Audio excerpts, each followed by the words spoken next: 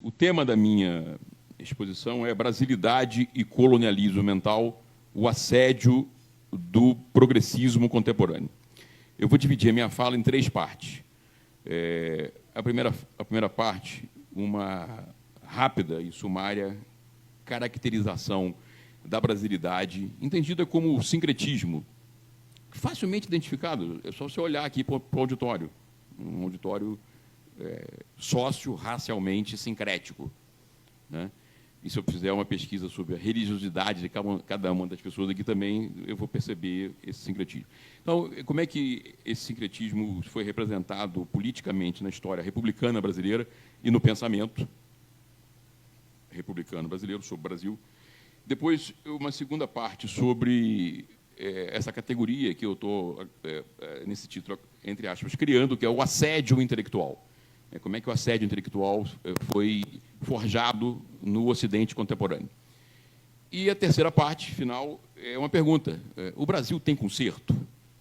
Então, a resposta já adianta a vocês, é afirmativa.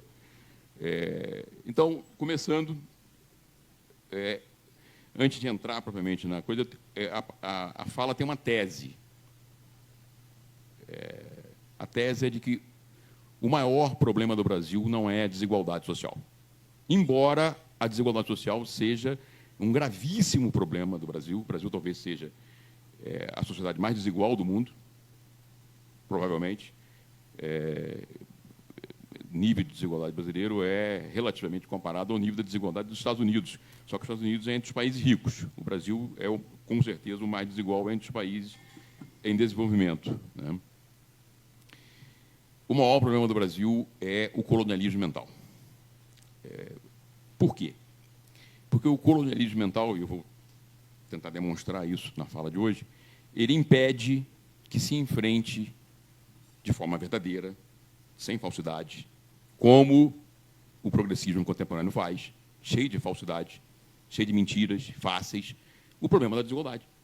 O problema é real. Então, apresentada essa tese, eu vou tentar demonstrá-la nessas três partes da minha fala. A primeira parte diz respeito à relação do pensamento social brasileiro sobre o Brasil, que se dedicou a estudar o Brasil, a interpretar o Brasil, a explicar o Brasil, e o problema da brasilidade. Na minha percepção, o Brasil forjou três tipos de pensadores que, por sua vez, formularam três tipos de pensamento sobre o Brasil, três explicações sobre o Brasil. O Brasil tem três explicações no seu pensamento. Eu vou dizer quem são os autores, inclusive, desses pensamentos.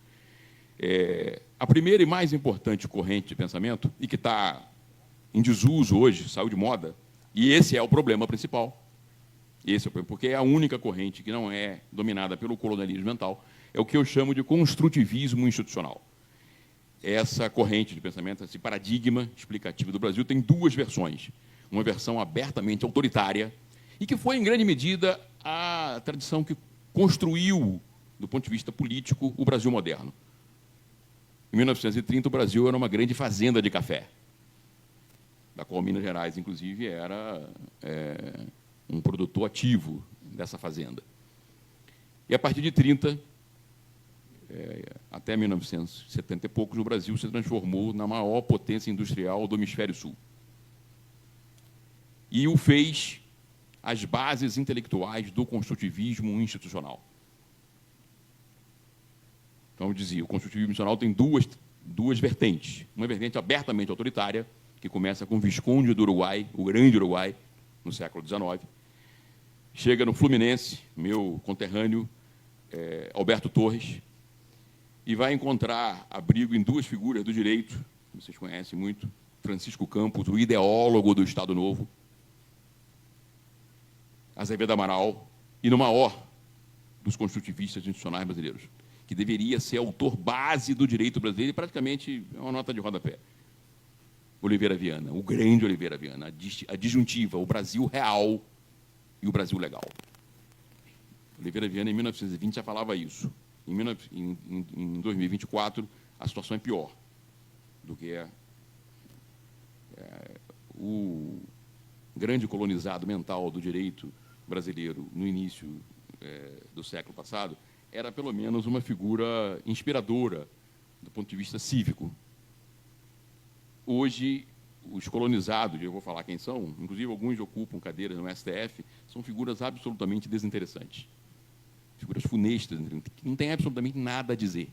São vazias e ficam com truques retóricos. Então, essa tradição intelectual, ela refuta, por exemplo, uma categoria que nós usamos de forma impensada, até como uma espécie de segunda pele intelectual, especialmente os progressistas, que é a ideia de capitalismo, a ideia que vem da tradição marxista, e que entende as estruturas sociais como sendo formada por uma totalidade, categoria do marxismo, e que essa totalidade é indivisível, como uma espécie de meta-estrutura. Nenhum desses autores do construtivismo institucional autoritário e nem do construtivismo, principalmente do construtivismo institucional democrático, concebem a sociedade como podendo ser descrita como um modo de produção e um modo de produção capitalista. Mormente, sociedades com as características da sociedade brasileira, cuja pedra de toque, do ponto de vista sociocultural, do ponto de vista religioso, é o sincretismo, misturar tudo com tudo, uma confusão danada, para o bem e para o mal. Inclusive do ponto de vista econômico. As manifestações mais notáveis do desenvolvimento econômico brasileiro no século XX também foram sincréticas. Nós não tivemos um desenvolvimento econômico puro, como as nações que tomamos como referência do capitalismo mais desenvolvido fizeram. Então, eles não acreditam no capitalismo como uma meta-estrutura, nenhum desses autores do construtivismo institucional, e que logrou penetrar, do ponto de vista da prática política institucional, o trabalhismo histórico brasileiro, o regime de Getúlio Vargas, e que passou por a purgação que o regime político brasileiro passou, quer dizer,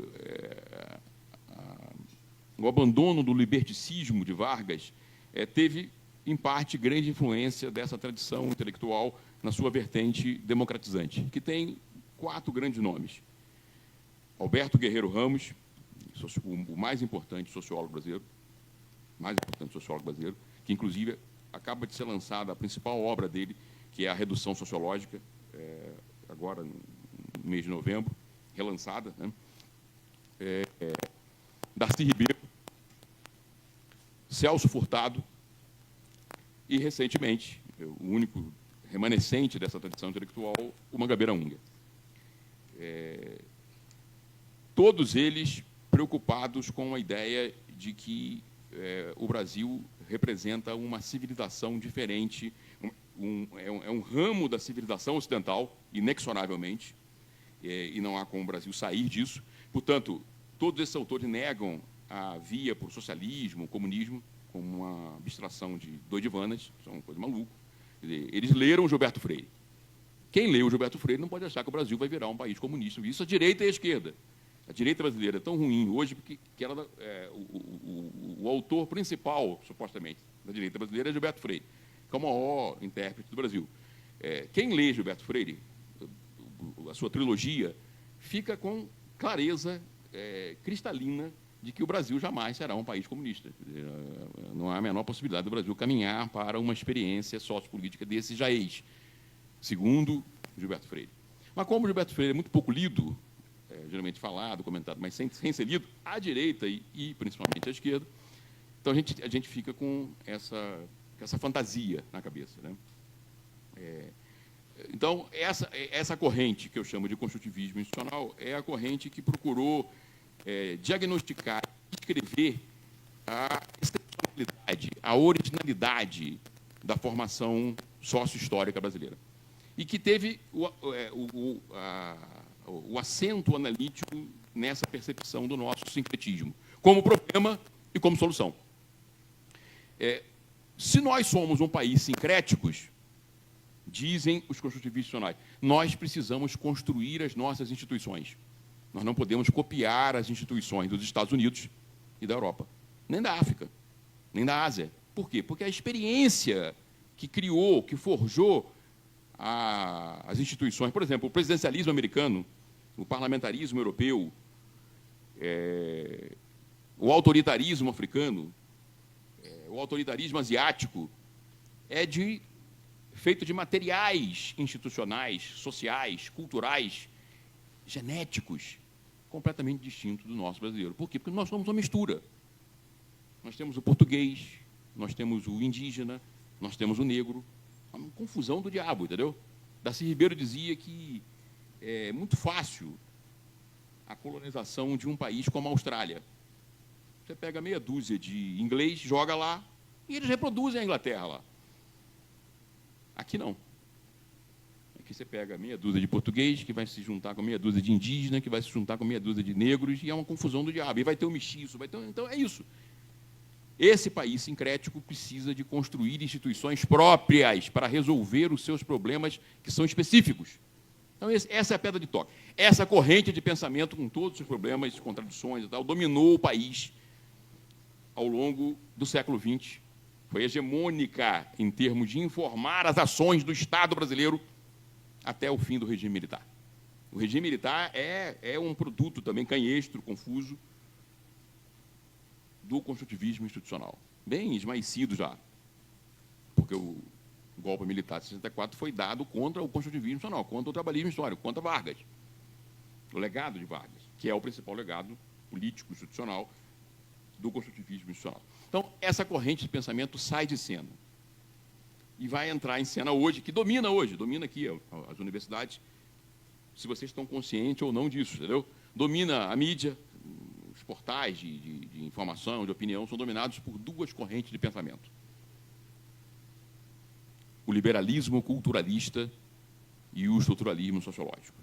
Explico para vocês. Essas correntes não nasceram agora, elas também são longevas. O liberalismo culturalista data também do século XIX, com o grande Tavares Bastos. O grande Tavares, a província, um dos maiores clássicos de interpretação liberal do Brasil, entendeu? A descentralização, o fascínio pelo poder local, o fascínio pelos Estados Unidos, o fascínio pela ideia de federalismo. Copiado. Tem que copiar exatamente como é nos Estados Unidos e trazer para cá, porque vai reproduzido aqui, num país completamente diferente dos Estados Unidos, os mesmos resultados, supostamente em duplo sentido, supostamente que deu resultado nos Estados Unidos e supostamente que vai dar o resultado aqui. Prosperidade, liberdade e tal. Rui Barbosa vai pegar essa ideia de Tavares Bastos, piorando Rui Barbosa, um liberalismo extremamente convencional, e as ciências sociais não vão ficar atrás. Um dos criadores do PT, isso mesmo, PT, que se diz de esquerda e tal, é um liberal culturalista. Aliás, o PT é um grande partido culturalista, vou mostrar isso também daqui a pouco. Sérgio Buarque de Holanda, pai do venerando Chico Buarque de Holanda. Raízes do Brasil. Raízes do Brasil é um dos livros feitos sob a cepa mais forte do colonialismo mental no Brasil. Além de ser uma glosa de Gilberto Freire, mudando o sinal, o significado que Gilberto Freire é um apaixonado pelo Brasil. O luso-tropicalismo, entendeu? Sérgio Buarque odeia o Brasil. Odeia o Brasil. Quando ele diz que há um desencontro entre o Brasil e a democracia, não é apenas uma constatação empírica de que o Brasil tem pendores autoritários. O Brasil tem pendores autoritários, isso é evidente, claro. Um país não se divide. E aqui não estou fazendo julgamento nem político nem moral, estou fazendo uma constatação sociológica. Um país não vota metade dele, e tem razões para isso, numa figura política como Bolsonaro, se não tiver pendores autoritários. No sentido de que Bolsonaro dizia claramente que um dos objetivos dele era dar um golpe no país, entendeu? Acabar com a democracia brasileira, que é um regime de conversa fiada, dizia Bolsonaro. O diagnóstico abstrato geral de que a democracia brasileira é ruim, no sentido de que ela não entrega... A Constituição de 88, por exemplo, a Constituição de 88 decidiu, temos 40 anos, que é uma Constituição cidadã. Passado 40 anos, o Brasil é majoritariamente formado por subcidadãos.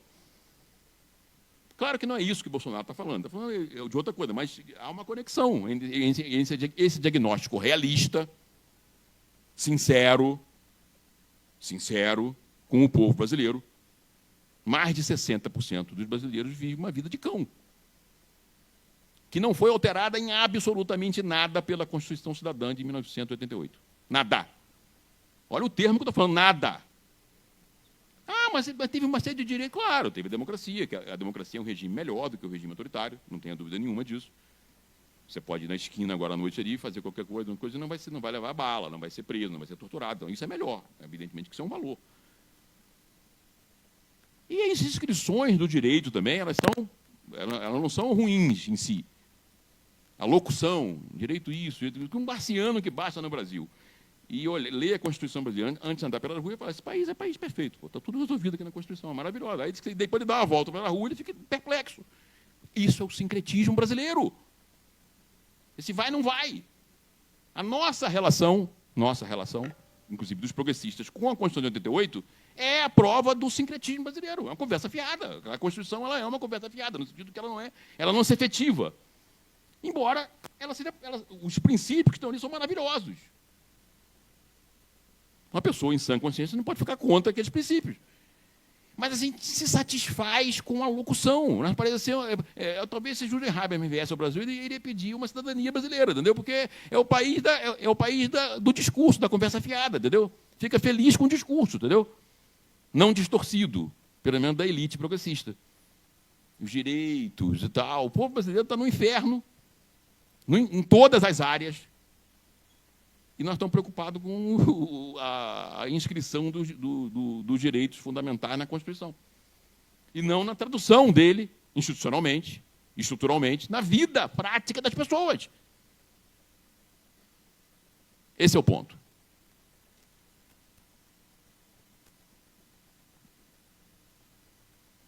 O liberalismo culturalista dá chancela a isso. Empresta prestígio a isso.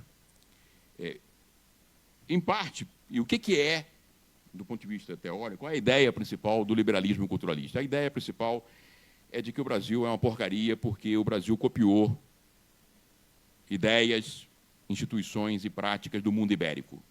Nós somos muito parecidos com Portugal.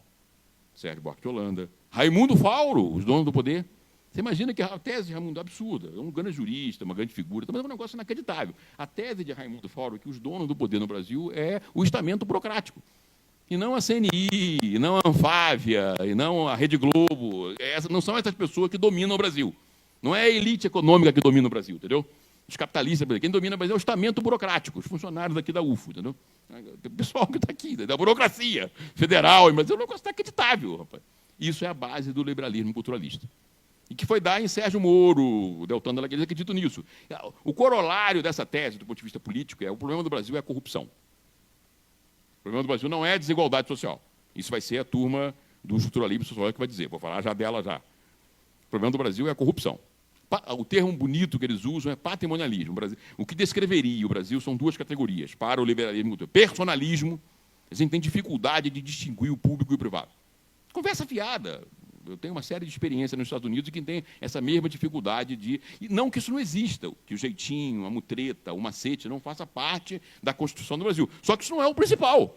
Isso não faz o Brasil ser Brasil, nas palavras, usando o termo de Roberto da Mata, que é o último grande nome do liberalismo culturalista.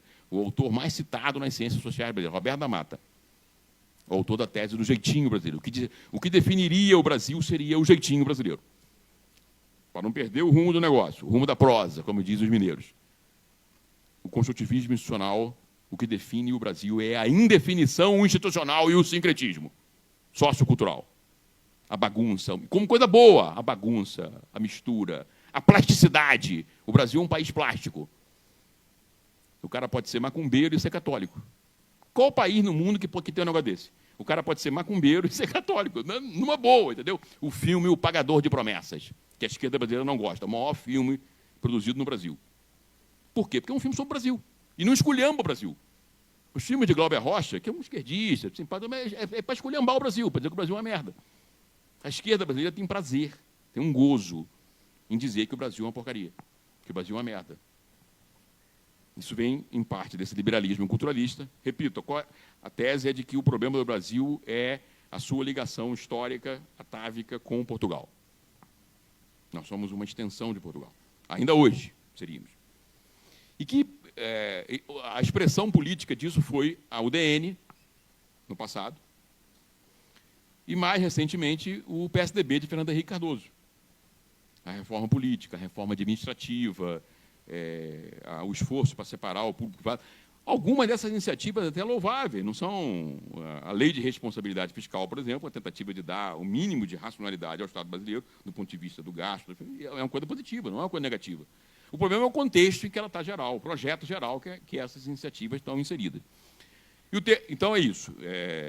A grande reforma do Brasil, que vai fazer o Brasil ser moderno, a ideia básica do liberalismo culturalista, Rui Barbosa, é a ideia de que o Brasil é atrasado e que a gente remove o atraso com a modernização. Como? Copiando as instituições, copiando as práticas, especialmente dos Estados Unidos. O que essa tradição intelectual olha é para os Estados Unidos e faz a pergunta de $1 bilhão. Por que a gente não é igual aos Estados Unidos?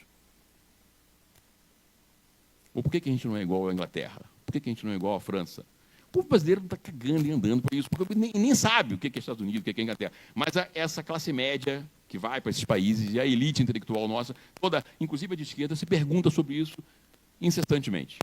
Por que nós não somos parecidos com os americanos, os franceses, os alemães? Então, essa é a primeira explicação e a proposta dela. E a terceira, é o estruturalismo sociológico. É a esquerda. É a aplicação da teoria social europeia à interpretação do Brasil, especialmente Karl Marx, o marxismo. A loucura doidivana, entendeu? Qual é a tese central do estruturalismo sociológico? Que, só para adiantar para vocês, vai dar em PT, PCdoB, PSOL, essa loucura toda aí que vocês conhecem. O problema do Brasil é o capitalismo. Imaginem só vocês. O problema do Brasil é o capitalismo, segundo essa corrente. Na Alemanha, no Japão, nos Estados Unidos, o capitalismo foi a solução. Para o estruturalismo sociológico, o problema é o capitalismo. E um capitalismo periférico. Um ponto do estruturalismo sociológico é correto. O capitalismo brasileiro logrou produzir a sociedade mais desigual do planeta. É a verdade. Recentemente, essa corrente de pensamento é expressa por autores como Caio Prado Júnior, Florestan Fernandes, e recentemente, e toda a sociologia da USP. A Marilena Chauí, que é filósofa, né? Chico de Oliveira, Francisco Verfó, a turma que tem uma relação ruim com o Brasil. Eles, no fundo, odeiam o Brasil também. É um circuito fechado entre o liberalismo culturalista e o estruturalismo sociológico. A despeito de caminhos distintos, os dois chegam ao mesmo destino, que é o desconforto com a experiência brasileira, por ela não significar proximidade cognitiva, espiritual, com os países que eles acham que são os países de referência. No caso do estruturalismo sociológico, esse país não existe propriamente dito. Esse país seria, por incrível que pareça, a União Soviética, Cuba, China do passado, né? Não a China de agora, visceralmente capitalista. Recentemente, está na moda agora, inclusive, meu colega, meu amigo, essa tradição intelectual teve uma revitalização intelectual com o sociólogo Gessé Souza, que acabou de lançar um livro chamado Pobre de Direita. Gessé acrescentou a essa tradição intelectual uma categoria sociológica que eu reputo, inclusive, interessante do ponto de vista da revitalização, que é a de modernização periférica. O Brasil não é um país atrasado, ao contrário, e o critério que ele usa é o critério do sociólogo, do grande sociólogo peso pesado contemporâneo, Pierre Bourdieu. O que é uma sociedade moderna? A sociedade moderna é aquela que é operada pelas as duas maiores instituições do mundo moderno, mercado e Estado. E o Brasil é, segundo Gessé, corretamente, medularmente dominado por Estado e mercado. Um Estado horroroso, corporativista, capturado e tal, que não entrega a cidadania que a Constituição abstratamente diz que ele tem que entregar, e um mercado que exclui a maioria das pessoas. Basta dizer, eu vou só dar um exemplo para vocês, e para vocês verem que o Brasil não é para principiante. Um negócio que foi criado no regime de Vargas, que foi o melhorzinho que nós tivemos, desenhado pelo construtivismo institucional, o direito do trabalho. sempre foi uma charada no Brasil. Nunca na história brasileira, mais de 50% dos brasileiros tiveram carteira de trabalho, dos brasileiros aptos a trabalhar. Mais uma manifestação do sincretismo. É uma mentira, é sempre uma mentira. É sempre o Brasil tem sempre uma meia-verdade. O sincretismo é isso, é uma meia-verdade. Às vezes boa, às vezes ruim. O direito do trabalho é isso. Aí passa 50 anos e os progressistas não fazem nada com isso. O PT ficou no poder 13 anos. Qual foi a reforma trabalhista que ele fez para incluir os 50 que estão fora? Nenhuma, zero. Aí vem o Temer, de direita, neoliberal, e faz a reforma neoliberal. Aí o que a esquerda faz? Reclama e protesta. A esquerda praticamente só sabe fazer isso. PSOL, nenhum direito a menos. Mas direito para quem? Para mim, eu perdi. A reforma da Previdência foi péssima para mim, para os professores aqui também. Mas para o povo brasileiro, nada, entendeu? Estão conseguindo entender? Onde está a barra funda do negócio? Pois bem, então isso é a primeira parte da minha fala. Telegráfica, né? Estou pontuando aqui as coisas, só para vocês sentirem. O que eu estou querendo enfatizar é que a história do Brasil, os dois pontos mais relevantes dessa primeira parte é que a história do Brasil pode ser, a história republicana brasileira pode ser dividida em duas partes. Uma parte dominada pelas transformações, mais transformações contraditórias, confusas e tal, mais transformações, e que legou a passagem de uma grande fazenda de café para uma sociedade urbana e industrial. Os regimes de Vargas e a ditadura militar. E depois a nova república, bonita, cheirosa e tal, é o período da conversa fiada. O predomínio do liberalismo culturalista e do estruturalismo sociológico. PSDB e PT. A serpente de duas cabeças. São Paulo no comando do país. A desorientação. Felipe falou aqui, deu várias mostras aqui da USP. A USP foi criada com o objetivo explícito de contestar o sistema de Getúlio Vargas. E tem conseguido. O grande sociólogo, Fernando Henrique Cardoso, quando foi eleito presidente da República, ele era senador da República. Não sei se muito jovem aqui talvez não se lembre disso. E entre o período da eleição, em 1994, e a posse, em 95, ele foi ao Senado se despedir do Senado Federal. Ele era senador da República. E, no seu discurso, o ponto central do discurso foi a promessa de que o seu governo tentaria enterrar a Era Vargas.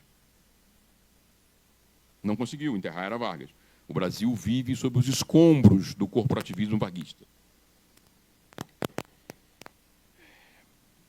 A nova república, então, legou esse regime que a gente pode chamar de lusco-fusco, cheio de promessas, aquilo que o jurista e filósofo Gabriel Unger chama um weimarismo tardio e truncado. Weimarismo, como vocês direito sabem, é a República de Weimar, né? Que legou a primeira Constituição social da contemporaneidade. Pródiga em direitos socioeconômicos e carente em dispositivos e instrumentos institucionais para traduzi-la no trocado miúdo da vida das pessoas. Ir na padaria, ir na farmácia, ir no hospital, transporte urbano, tudo isso é completamente diferente daquilo que promete a Constituição brasileira. A começar pelo salário mínimo. A Constituição brasileira, o salário mínimo tem que dar para isso, dar para aquilo, não dá para nada. E o Brasil vai sincreticamente fingindo que não está nem aí, que é maravilhoso. Eu ouço colegas falando que a Nova República representa enormes avanços. Mas eu fico constrangido, sinceramente, com uma pessoa que tem ligação com a realidade brasileira, entendeu? E não com fantasias intelectuais, simbólicas e tal. Pois bem, então, feito esse approach nessa parte 1, eu passo agora para a parte 2, que é a do assédio intelectual. Como é que a gente chegou nisso? Nessa farsa, nesse lusco-fusco, cuja expressão simbólica mais formidável é a Constituição de 88, uma Constituição que promete mundos e fundos e não entrega nada, simbolizada na ideia de cidadania e na realidade da subcidadania. Como é que a gente chegou a isso? Tem um escritor português, moçambicano, não sei, chamado Agualusa, ele escreve na Folha de São Paulo, Globo, e ele escreveu um ano atrás, mais ou menos, um ano e pouco atrás, uma coluna E ele termina com ele falou assim: como é que a gente chegou? A gente é a humanidade, entendeu? Como é que a gente chegou no estágio que a gente está, entendeu? De loucura, enfim, de depravação, de falta de respeito consigo próprio. Ele faz essa pergunta. A minha pergunta nessa parte aqui é o seguinte: como é que a gente chegou nesse estágio intelectual que está o Brasil contemporâneo? Eu vou tentar uma resposta. Essa resposta tem 3 passos. O primeiro passo, ele se dá nos anos 80, final dos anos 80, a partir do final dos anos 80, e ele vem se acentuando até hoje. Nós estamos sentindo os efeitos desse passo, que é a crise do marxismo e o colapso do socialismo real, com todos os defeitos do socialismo real e do marxismo como fonte inspiradora do ponto de vista intelectual e político para aquele socialismo real. Havia uma ideia que impedia a tribalização, a fragmentação da causa transformadora. Então, havia um projeto. Qual era o projeto? O projeto é acabar com o capitalismo, ir para o socialismo e depois para o comunismo. Sair do reino da necessidade, termo de Marx, para ir para o reino da liberdade. Isso era um projeto. Você pode fazer 1000 críticas, eu tenho 1000 críticas, mas esse era um projeto. Esse projeto, por uma série de razões, entrou em colapso completo. Ele funciona inercialmente e tal. O petista que quer defender as incongruências do governo Lula, ele diz que o problema são as correlações de força, que é um termo tirado dessa tradição intelectual, correlação de forças, acúmulo de forças, esse tipo de coisa. Enfim, entrou em colapso.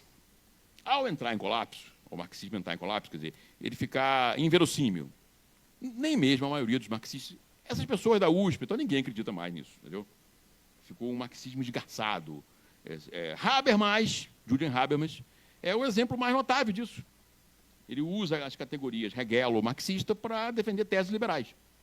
Claramente, isso aqui não é uma crítica, isso é uma constatação. Aí é melhor ficar com o John Rawls. Não, estou falando sério, aí é melhor ficar com o John Rawls. Mais genuíno, mais sério, um John Locke, entendeu? Um John Locke no século XX, entendeu? Mas não foi isso o problema principal. O problema principal é que houve uma sucessão no marxismo. Não existe vacuidade no poder, seja no poder material, seja no poder simbólico e intelectual. Quando há um vácuo, demora um pouquinho, alguém chega. Quem chegou foi a geração de 68. O desconstrucionismo. É a conversa fiada, mais conversa fiada que eu já vi na vida, entendeu? Vamos desconstruir. O negócio é desconstruir. Desconstruir o sujeito, desconstruir a narrativa, desconstruir a verdade. Tudo isso, verdades, nada disso existe. Isso tudo é um instrumento para dominar, criado intelectualmente pelas classes que estão a serviço do capital, da dominação. Michel Foucault é o principal nome dessa tradição intelectual. Não é à toa que Michel Foucault é o filósofo brasileiro que é mais estudado. Se você for num encontro da ANPOF, Associação Nacional de Filosofia no Brasil, o filósofo isoladamente mais estudado é Michel Foucault. E os temas mais estudados também lá são os temas derivados do léxico, do vocabulário Foucaultiano. E que é um negócio absolutamente inconsequente. A desconstrução virou desorientação. E essa desorientação está presente aqui. Você fala, aqui como se está? É o identitarismo. O tribalismo. Nós não temos um horizonte coletivo para a transformação. O socialismo fracassou, isso é uma mentira, isso é uma farsa e tal. Então, farinha pouco, meu pirão primeiro. Questão racial, questão de gênero, questão disso, questão daquilo, sem ter nenhum... Aí eles inventaram agora uma subcategoria que se chama interseccionalidade, uma palavra bonita para juntar tudo. Uma fraude intelectual, inclusive. Juntando tudo isso não dá 20% daquilo que o marxismo entregava, que é essa unidade programática da transformação. E quem diz o que eu estou falando, a prova do que eu estou falando, não é nenhum crítico, não, são os próprios identitários. Quais são as duas principais categorias do identitarismo? Categorias explicativas e categorias, entre aspas, propositivas, né? Uma licença poética, né? Propositivas. Representação e resistência. Muitos de vocês aqui já falaram isso, já proferiram isso. Às vezes inconscientemente. Resistência, vou resistir. É um binômio, meu parceiro e amigo intelectual, Tiago Medeiros, chama de o binômio conservador da suposta esquerda contemporânea. Resistir e representar não tem absolutamente nada a ver nessa pegada identitária com transformar. Eu vou dar um exemplo. O Banco Itaú participa da resistência e da representação no Brasil contemporâneo. Como? Colocando negros, colocando mulheres, colocando trans lá no Itaú. E cobrando as maiores taxas de juros do mundo no cartão de crédito dos brasileiros, da maioria dos brasileiros. Quer dizer, o Banco Itaú deve ajudar 400 brasileiros e deve ferrar 30 milhões de brasileiros. É isso é o identitarismo. E nós batemos palma para isso. O banco, eu estou dando um exemplo aqui cristalino. Se alguém tem dúvida, pô, aí, se sair com dúvida daqui ainda, você me desculpa, a pessoa não está com problema cognitivo. Isso é realidade, eu estou falando realidade. O Itaú pratica. E eu não estou nada contra isso. O Itaú colocar negros, não, sinceramente, não tem qual o problema disso. Só que isso não é transformação.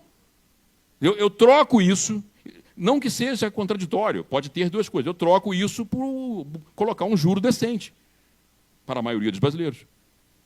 Para dar crédito para os brasileiros, entendeu? Acho que vale mais. Eu acho que, inclusive, as pessoas que lutam por representatividade, por resistência e tal, prefeririam isso. E isso está vinculado a um tema central, que também toca fundo nesse auditório. Eu vou deixar para falar por último. Que é uma tara moral, é uma tara pseudo-intelectual, que é essa coisa com minoria.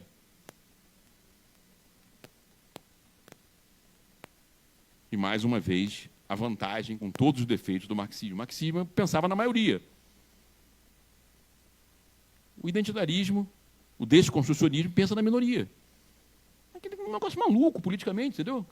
Quer dizer, você desiste da maioria.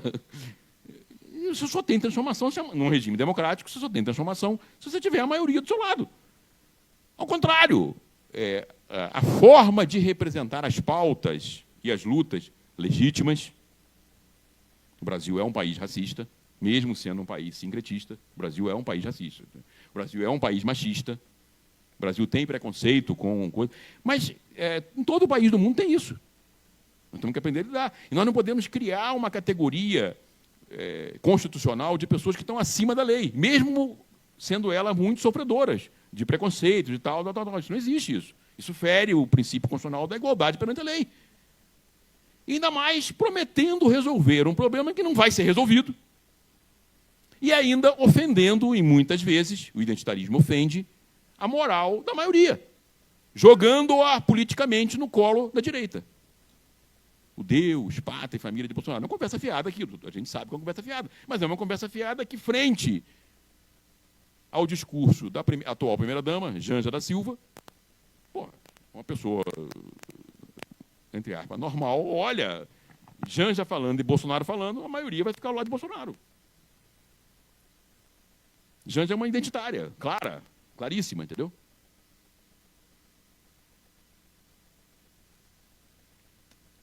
O assédio intelectual é isso. É o identitarismo colonizando o pensamento dos, entre aspas, está inclusive no título da minha palestra, entre aspas, progressistas. Isso não é progresso nenhum. Quer dizer, é a substituição da dimensão da vida social, econômica e política pela fugidia vida cultural. Que nós temos no Brasil hoje são duas tribos, a tribo bolsonarista e a tribo lulopetista, que praticam o mesmo modelo de economia política, que é o rentismo para rico e rentismo para pobre, porque Bolsonaro também fez o rentismo para pobre. Rentismo para pobre é bolsas e auxílios miseráveis, R$400, R$500. Claro, para ser justo, o Lula pratica o rentismo para pobre com mais sinceridade do que Bolsonaro. Bolsonaro fazia só para manipular politicamente. Mas, enfim, o slogan de Lula é: eu botei o pobre no orçamento. Esqueceu de dizer que mantendo-o com os dois pés fincados na pobreza. Bolsonaro também dobrou a aposta. Então, nós temos o mesmo regime, o mesmo modelo, que eu estou chamando aqui de rentismo para ricaços e rentismo para pobres. E, no meio, os direitos adquiridos para nós, aqui, professores, pessoas do Estado, o bom e velho corporativismo, entendeu? E, no meio, o vazio.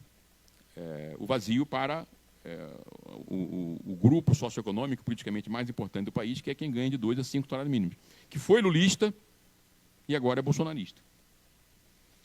A diferença está onde? Entre essas duas tribos? Na guerra cultural e no identitarismo de minorias. Ali é a diferença real. Um com discurso de direitos, esse discurso aí da Nova República.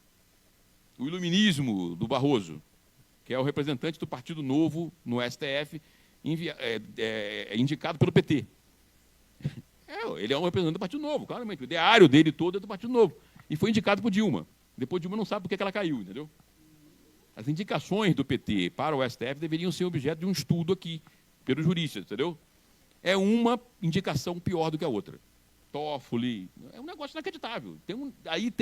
Aí tem uma coisa por detrás, entendeu? Assim, no sentido que eu não sou ainda intelectualmente capaz de descrever. Eu sei que é um desastre total. Mas a razão disso, entendeu? Eu tenho uma hipótese.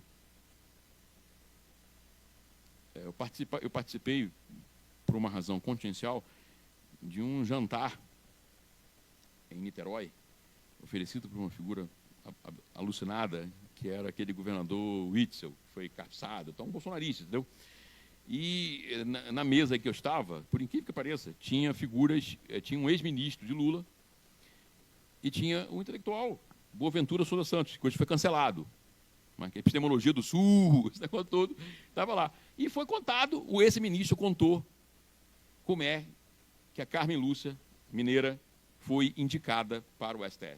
É um negócio de deixar, rapaz, de dar vontade de vomitar e ao mesmo tempo de ficar arrepiado. Você tem que escolher, ou então fazer duas coisas juntas, entendeu? É assustador.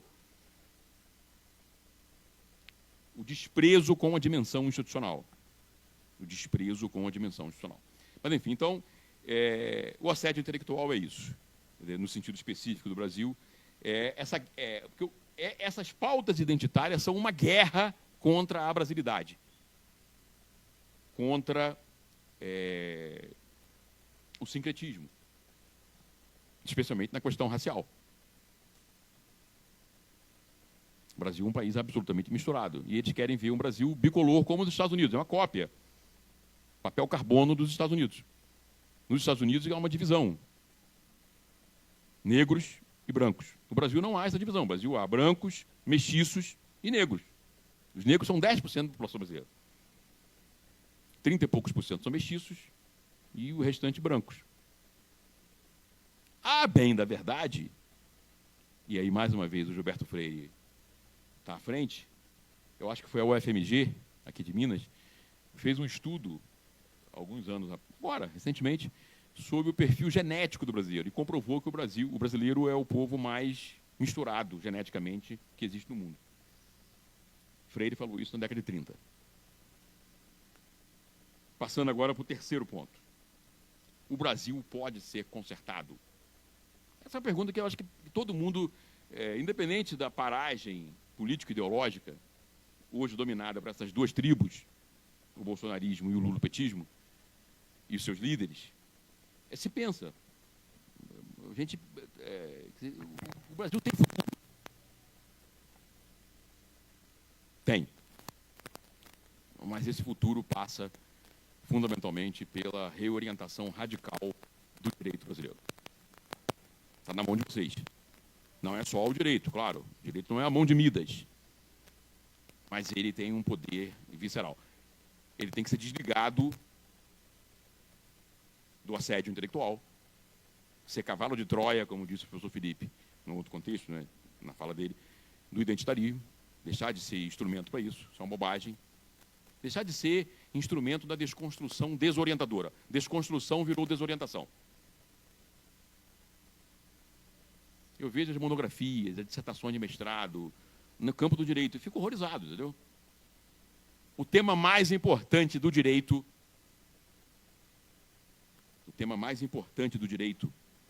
é a propriedade e o contrato.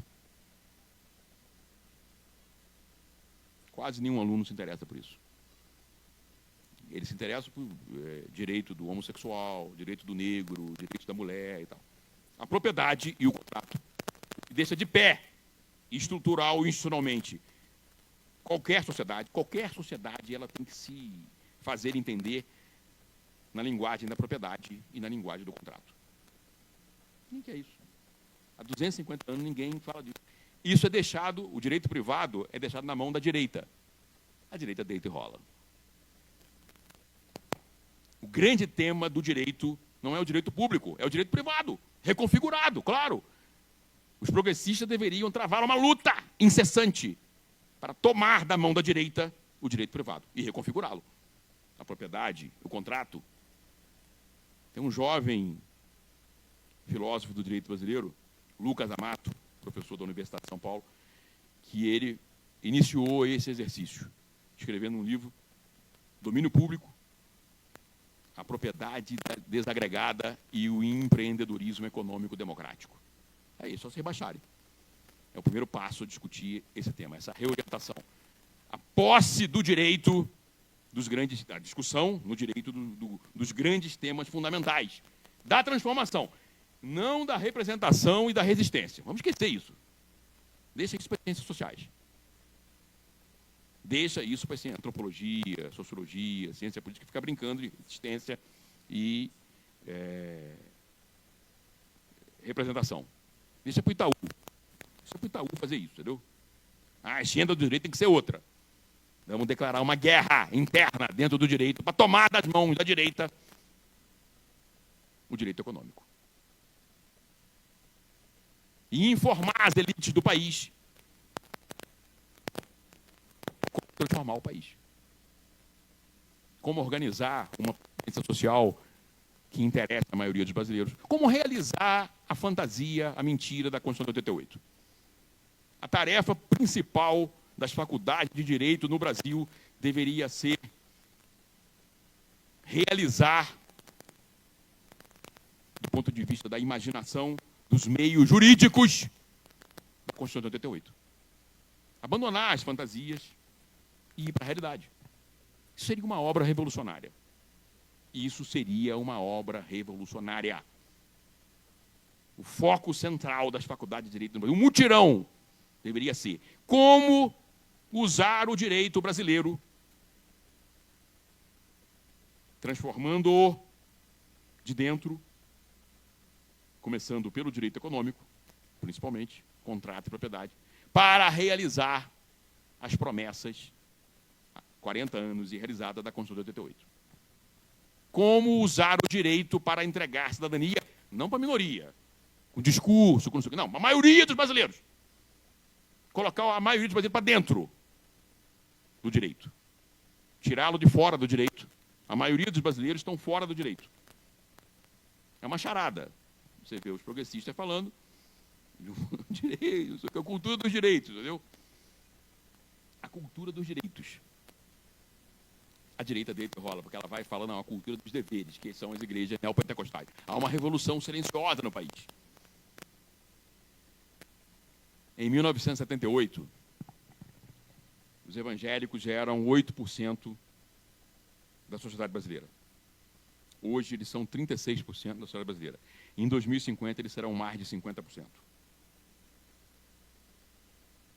Nesse mesmo período, teve um outro acontecimento social e econômico da mesma monta que esse de natureza espiritual, de natureza cultural, que foi a desindustrialização do Brasil. Em 1980, Magalhães, o Brasil tinha 32% do seu PIB ligado à indústria. Isso faz toda a diferença. Hoje, são 11%.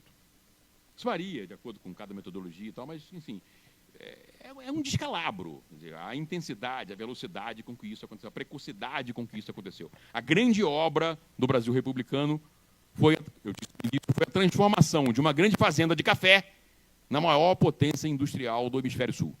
Incrivelmente, a gente ainda é. Isso é para vocês sentirem. A gente ainda é a maior potência industrial do hemisfério sul. Isso é para vocês verem o que o regime de Vargas, a ditadura militar, fizeram economicamente. O Brasil saiu de 32 para 11 e ainda é a maior potência industrial do hemisfério sul. Isso é para você ver como é que é difícil chegar a 32%. Mesmo a gente caindo vertiginosamente, ninguém ultrapassou a gente no hemisfério sul. E agora, as elites brasileiras estão preocupadas com outras coisas. O Itaú está preocupado com a representatividade e tal, não está preocupado com a desindustrialização brasileira, entendeu? Inclusive porque ele se beneficia dela. E é o regime brasileiro fundamental. O rentismo para ricos e o rentismo para pobres. Com as bolsas e os auxílios.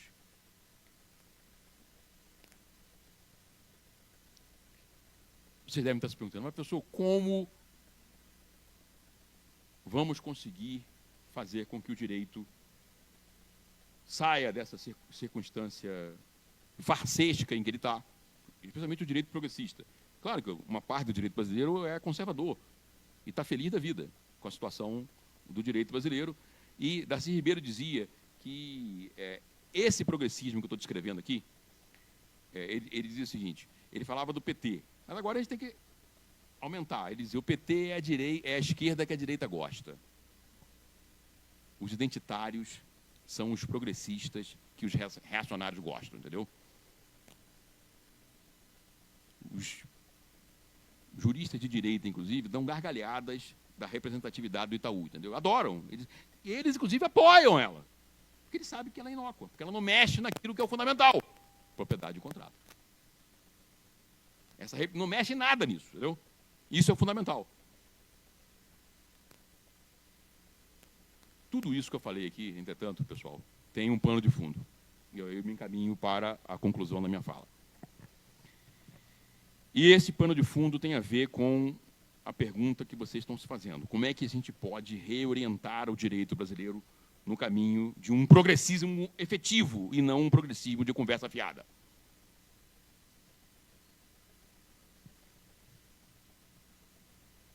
A social-democracia faliu. A social-democracia europeia faliu. Está falida. Não tem empresa que fale, não tem um indivíduo que fale, que fique... A social-democracia acabou. A social-democracia europeia foi o regime sociopolítico que mais dignificou a humanidade em toda a sua história. O filósofo canadense Charles Taylor, num livraço chamado As Fontes do Self, ele tenta escrever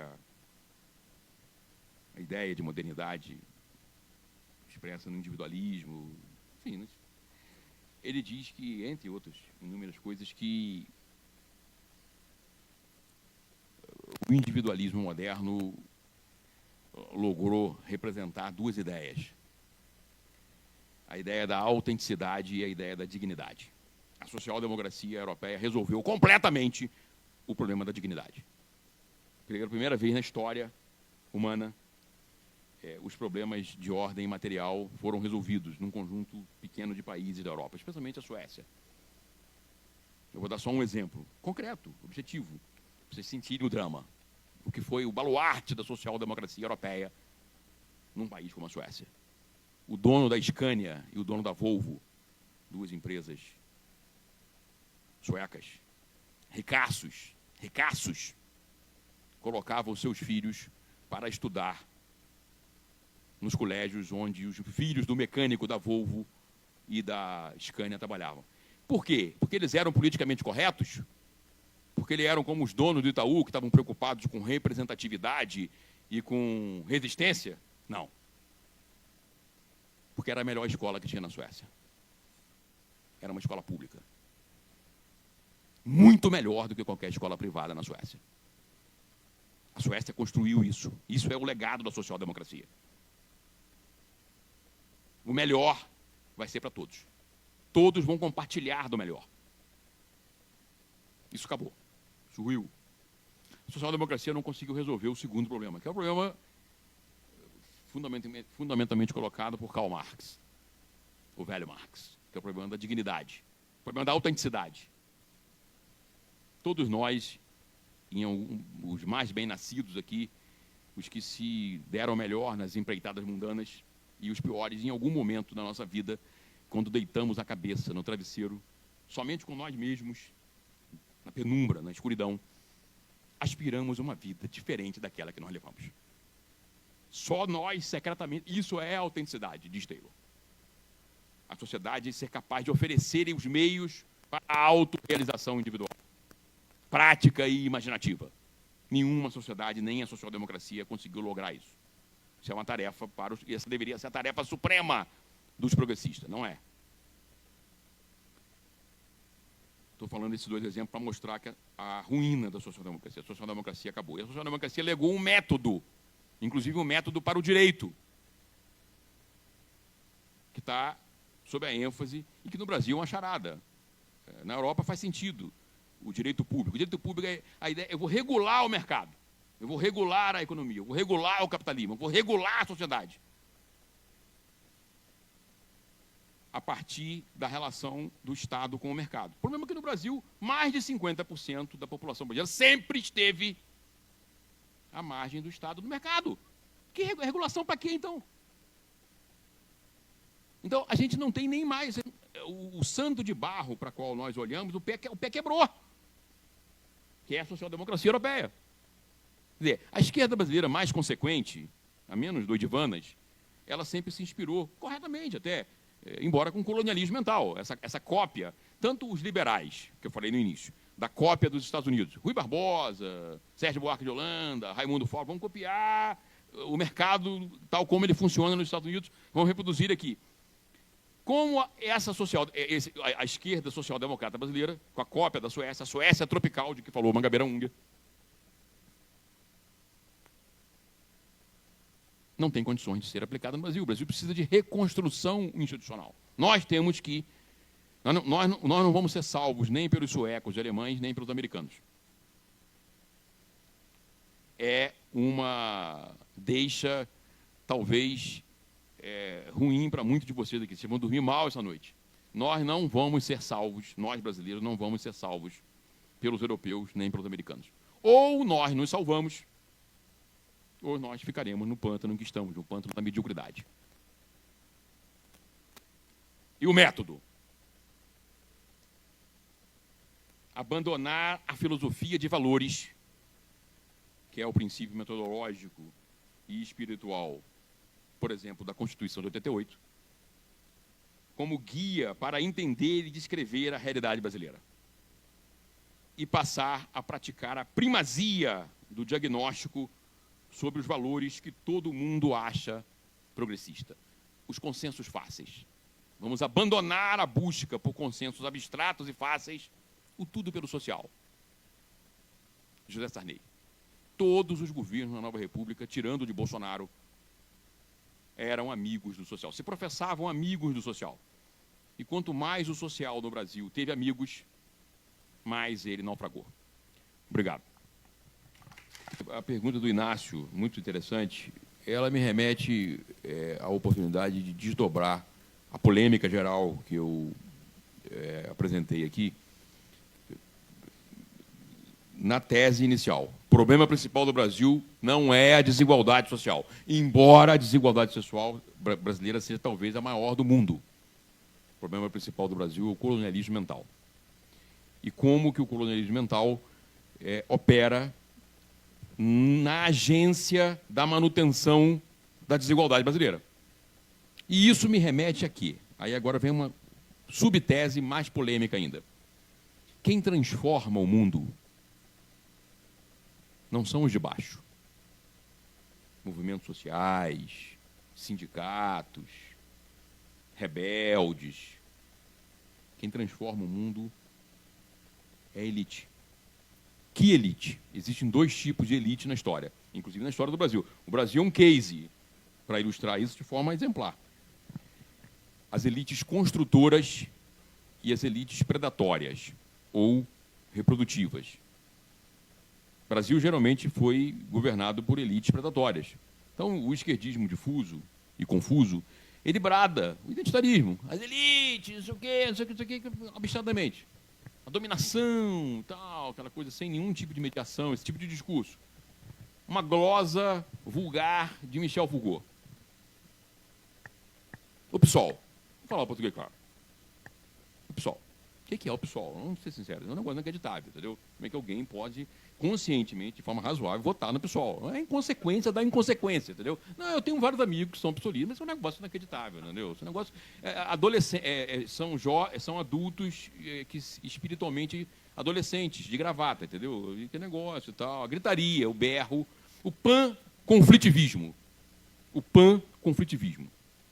É a compreensão de que a política é conflito permanente e que não tem um momento da construção, da solução dos problemas práticos e reais. Na história republicana brasileira, na sua parte transformadora, cheia de contradições, não estou aqui só para vocês entenderem, nós tivemos duas elites dominantes. Na Revolução de 30, a elite que se formou em torno de Getúlio Vargas, inclusive com figuras de proa do direito brasileiro, que eu fiz referência aqui mais cedo, e que construíram o Brasil, que nós vivemos sob ele ainda, os escombros do corporativismo de Vargas. E depois uma elite, que é um fenômeno interessantíssimo, para você entender profundamente a lógica estruturante da ditadura militar. O estamento militar, eu sei que as pessoas falam de ditadura civil-militar, e ela teve o apoio civil, mas eu gosto de enfatizar o elemento militar da ditadura de 64. Porque quem teve no controle real foram os militares. E o fenômeno muito instigante, pouco estudado, eu não conheço nenhum estudo sobre isso, é como é que o estamento militar brasileiro entregou o controle da economia brasileira a figuras, e aqui eu não estou fazendo, eu tenho até certa admiração por ele, a Delfim Neto, Roberto Campos, figuras cosmopolitas do pensamento liberal, completamente afinado com as ideias mais sofisticadas do liberalismo, que, no caso da história brasileira, tem a ver com essa luta anticonstrutivista. Então, mas, de qualquer maneira, um governo como, por exemplo, o de Geisel, você não pode dizer que foi um governo predatório, do ponto de vista da disposição de mecanismos para construir a soberania nacional. O caso talvez mais notável seja na construção das usinas nucleares e no negócio dos computadores. O esforço que o Brasil fez de ter autonomia tecnológica e tal. E depois viemos a Nova República.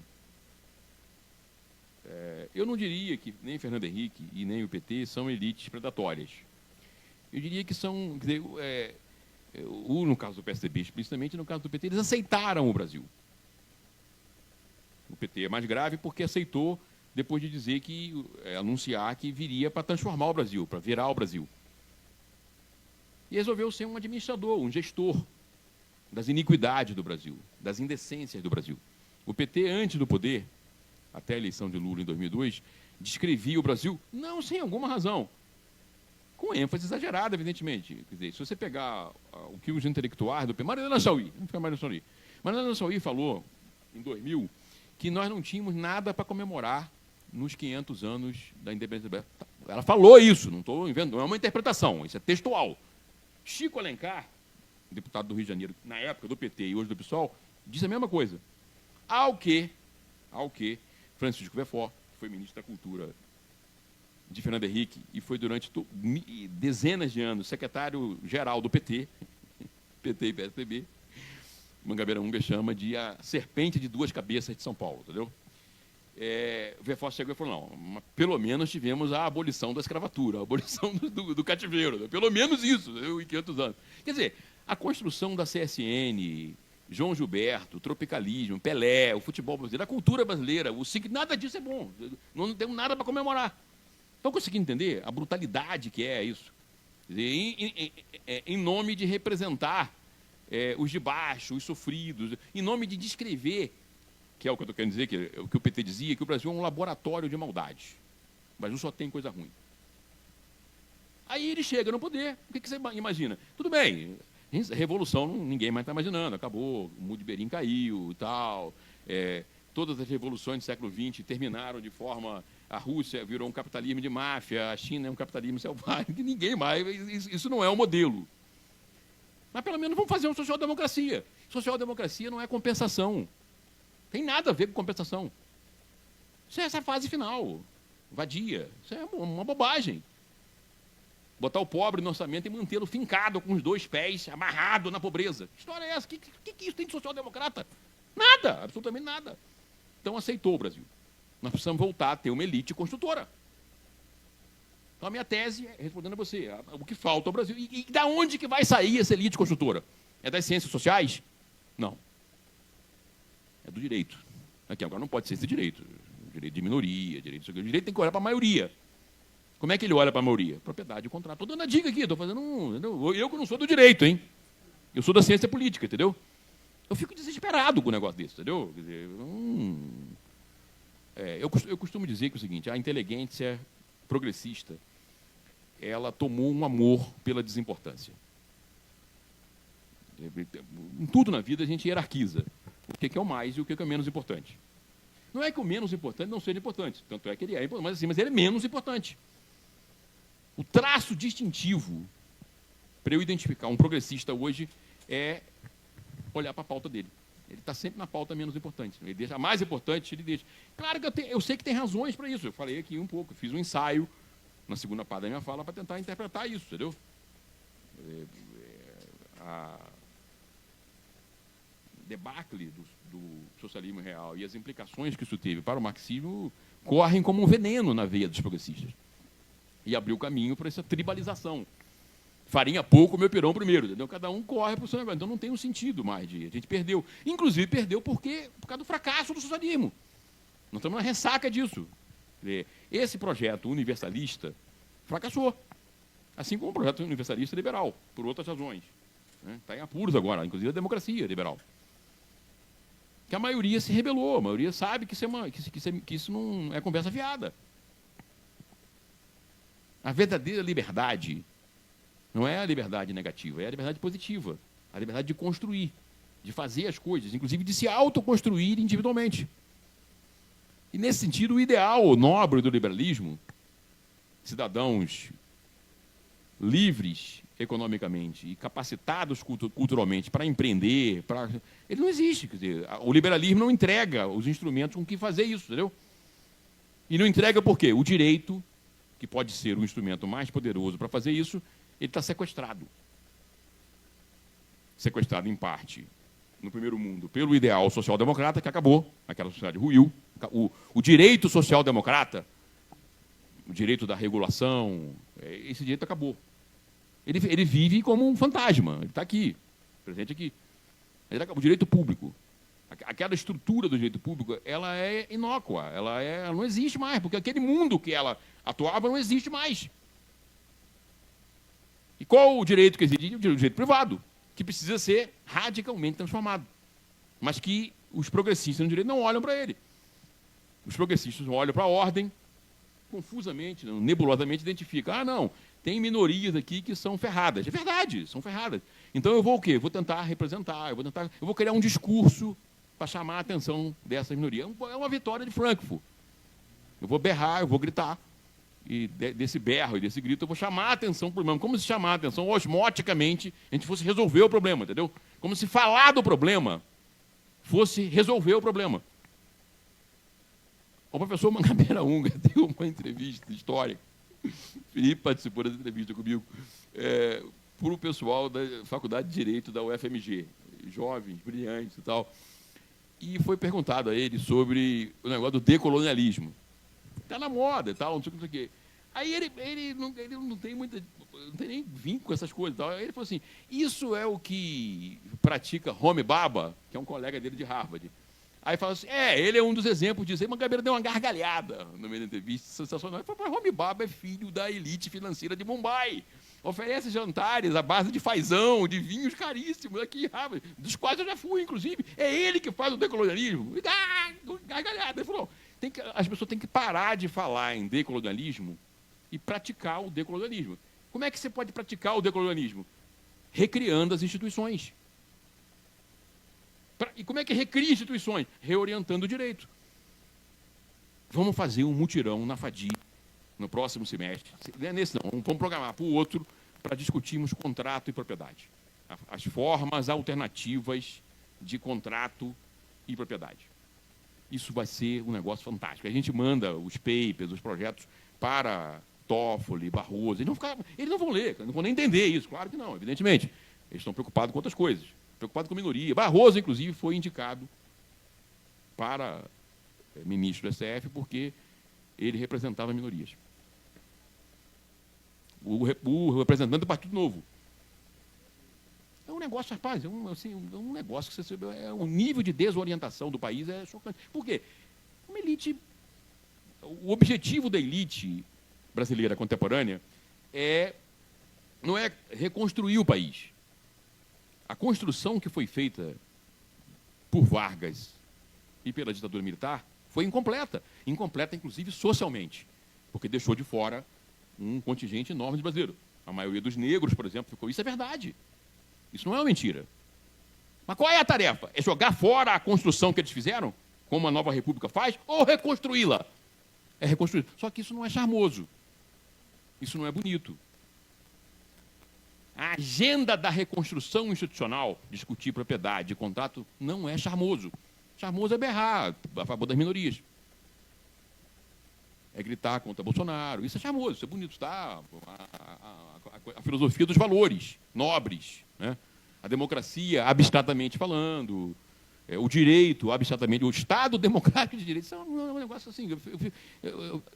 Eu perguntei para uns alunos meus, no primeiro período na UF, no curso de Ciências Sociais, a maioria é pobre, mestiço e negro. Na época que Temer estava fazendo a reforma da Previdência, né? Não é brincadeira, 70% deles, os pais não tinham carteira assinada. Nunca tiveram nada, nenhum vínculo com o direito. É uma charada falar direito para essas pessoas. Quem está perdendo direito sou eu. Eu que perdi direito com a reforma da Previdência. Comeu uma parte do meu salário. Estão conseguindo entender? O PSOL é um partido para a classe média. Aliás, quem vota no PSOL? Você sabe quem vota no PSOL? Rico e classe média alta. Tem nenhum vínculo com o povo brasileiro. E é o partido supostamente de esquerda. É um negócio inacreditável, entendeu? O PT, pelo menos, tem um vínculo com o povo, especialmente com os pobres, por causa do pobrismo. As bolsas, o vínculo é por causa disso, entendeu? Não é por nenhum outro vínculo. As pesquisas mostram com os pobres que eles preferiam ter emprego a ter bolsa. O mal menor, claro. É melhor ter a bolsa do que não ter a bolsa. Eu não sou contra o pobrismo. Eu só acho que o pobrismo é absolutamente inócuo. Não resolve absolutamente nada. Mas, claro, é melhor ter a pessoa não morrer de fome do que ela morrer de fome, evidentemente. Aí não é uma questão intelectual nem ideológica, é uma questão de bom senso. Eu sou uma pessoa minimamente, eu pretendo ser uma pessoa de bom senso. Mas isso é a social-democracia brasileira? Você está de brincadeira. Então eu sou anti-social-democrata.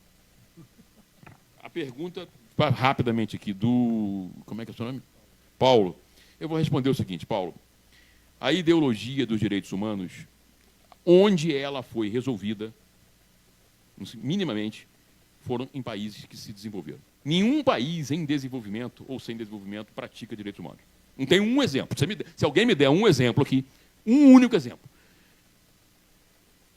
Quando pratica, os Estados Unidos só praticam. Os Estados Unidos matou índio, fez o diabo, matou negro, fez o diabo a quatro, entendeu? Depois que ele conseguiu se desenvolver, aí ele começou a praticar seletivamente os direitos humanos. Eu não sou contra os direitos humanos, claro que eu sou favorável aos direitos humanos, mas o direito humano só é efetivo quando o país alcança o nível do desenvolvimento, entendeu? Existem níveis variados. Então, sem desenvolvimento, não há condições. Por exemplo, eu sei que a sua pergunta não foi subida, eu estou respondendo. Não há, é uma charada, é outra charada do Brasil. A gente deve falar, eu acho até que nesse caso particular, a gente deve falar dos direitos humanos. Porque enquanto o Brasil não for desenvolvido, ele não vai conseguir. Porque, quer dizer, há vários níveis de violação dos direitos humanos no Brasil. O Brasil não é brincadeira. É uma sociedade extremamente brutal. O sincretismo, ela não é brincadeira. É uma sociedade autoritária, muito autoritária, excludente, na base. Eu estou falando do mundo real. Sem fantasia, de minoria, não falando. A maioria dos brasileiros, qual é a experiência básica da maioria dos brasileiros? Diariamente. É uma experiência de bloqueio e de humilhação. Varia.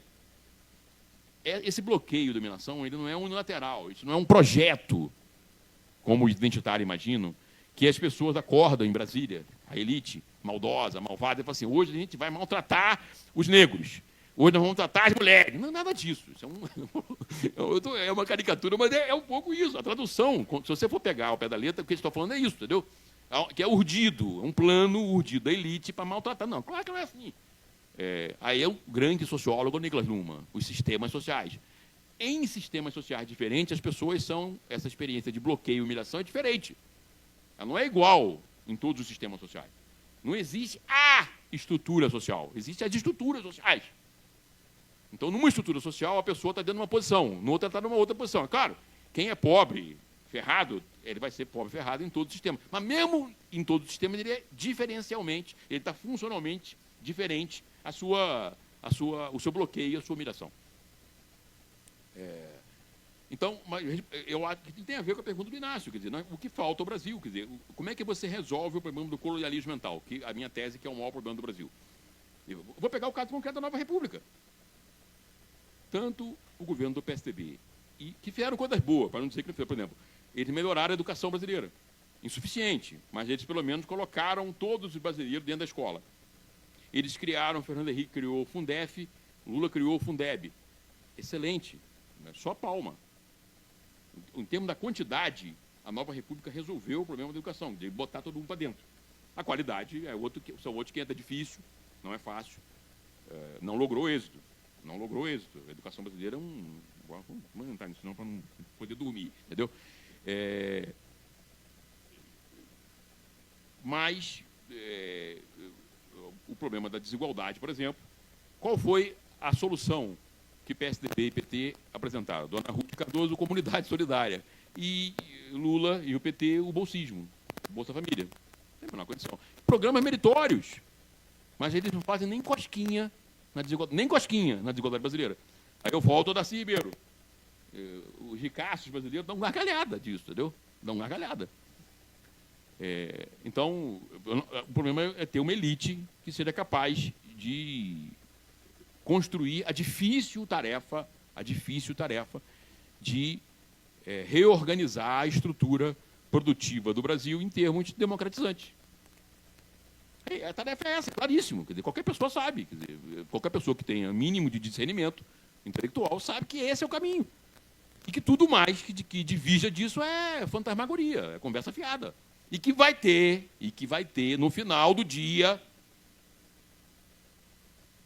além dos pedidos ao STF para ficar intervindo em bobajadas, o voto em Bolsonaro.